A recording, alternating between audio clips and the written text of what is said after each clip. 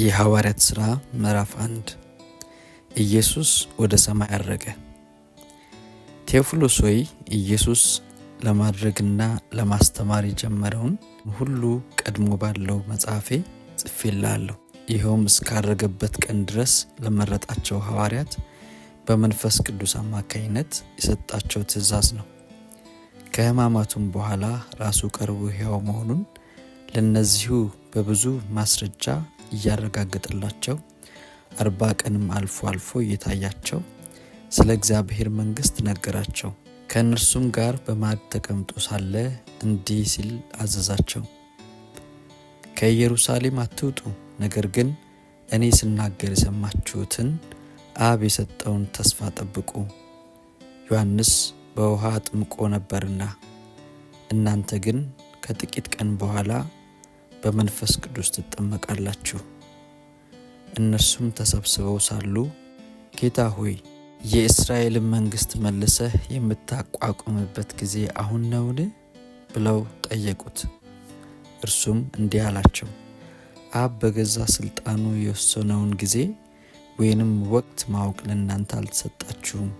ነገር ግን መንፈስ ቅዱስ በእናንተ ላይ በወረደበት ጊዜ ኃይልን ትቀበላላችሁ። በኢየሩሳሌም፣ በይሁዳ፣ በሰማርያ ሁሉ እስከ ምድር ዳርቻ ድረስ ምስክሮቼ ትሆናላችሁ። ይህን ካለ በኋላ እያዩት ወደ ላይ አረገ፣ ደመናም ከዓይናቸው ሰወረችው። እርሱም በሚሄድበት ጊዜ ትኩር ብለው ወደ ሰማይ ሲመለከቱ እነሆ ነጫጭ ልብስ የለበሱ 2 ሰዎች ድንገት አጠገባቸው ቆሙ። እንዲህም አሏቸው፣ እናንተ የገሊላ ሰዎች ሆይ ወደ ሰማይ እየተመለከታችሁ እዚህ የቆማችሁት ለምንድን ነው? ይህ ከእናንተ ዘንድ ወደ ሰማይ ሲያርግ ያያችሁት ኢየሱስ ልክ ወደ ሰማይ ሲወጣ እንዳያችሁት በዚሁ ሁኔታ ይመለሳል። ማትያስ በይሁዳ ምትክ ተመረጠ። ከዚያም ደብረ ዘይት ከተባለው ተራራ ወደ ኢየሩሳሌም ተመለሱ። ይህም ተራራ ከኢየሩሳሌም የሰንበት መንገድ ያህል ይርቅ ነበር። ወደ ከተማይቱም በገቡ ጊዜ ወደሚኖሩበት ሰገነት ወጡ። እነዚህም ጴጥሮስ፣ ዮሐንስ፣ ያዕቆብ፣ እንድርያስ፣ ፊልጶስ፣ ቶማስ፣ በርተሎሜዎስ፣ ማቴዎስ፣ የእልፍዮስ ልጅ ያዕቆብ፣ ቀናኢ የተባለው ስምዖንና የያዕቆብ ልጅ ይሁዳ ነበሩ። እነዚህ ሁሉ ከሴቶቹና ከኢየሱስ እናት ከማርያም ጋር እንዲሁም ከወንድሞቹ ጋር በአንድ ልብ ሆነው ያለማቋረጥ ተግተው ይጸልዩ ነበር።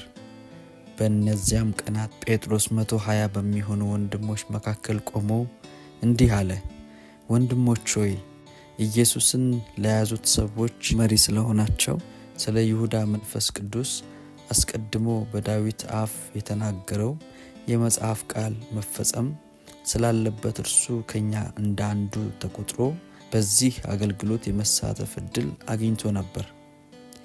ይህ ሰው ስለ ክፉ ሥራው በተከፈለው ዋጋ መሬት ገዛ። በዚያም በግንባሩ ተደፍቶ ሰውነቱ መካከሉ ላይ ፈነዳ፣ ሆድ ዕቃውም ተዘረገፈ። ይህም በኢየሩሳሌም የሚኖሩት ሁሉ ዘንድ ተሰማ። መሬቱም በቋንቋቸው አኬልዳማ ተብሎ ተጠራ።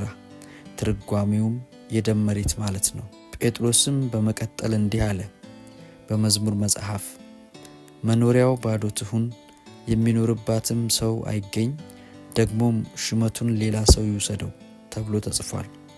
ስለዚህ ጌታ ኢየሱስ በመካከላችን በገባበትና በወጣበት ጊዜ ሁሉ ከኛ ጋር ከነበሩት መካከል አንድ ሰው መምረጥ ያስፈልጋል። ይኸውም ከዮሐንስ ጥምቀት ጀምሮ ኢየሱስ ከኛ ተለይቶ እስካረገበት ቀን ድረስ የነበረ መሆን አለበት። ምክንያቱም ከእነዚህ ሰዎች አንዱ ከእኛ ጋር የትንሣኤው ምስክር እንዲሆን ያስፈልጋል። ስለዚህ ኢዮስጦስ የሚሉት በርሲያስ የተባለውን ዮሴፍንና ማትያስን ሁለቱን አቀረቡ። እንዲህም ብለው ጸለዩ፣ ጌታ ሆይ አንተ የሰውን ሁሉ ልብ ታውቃለህ። ከነዚህ ከሁለቱ መካከል የመረጠኸውን ሰው አመልክተንና ይሁዳ ወደ ገዛ ራሱ ስፍራ ትቶት በሄደው በዚህ አገልግሎትና በሐዋርያት ቦታ ላይ ሹመው። ከዚያም ዕጣ ጣሉላቸው። ዕጣውም ለማትያስ ወጣ። እርሱም ከ11 ሐዋርያት ጋር ተቆጠረ።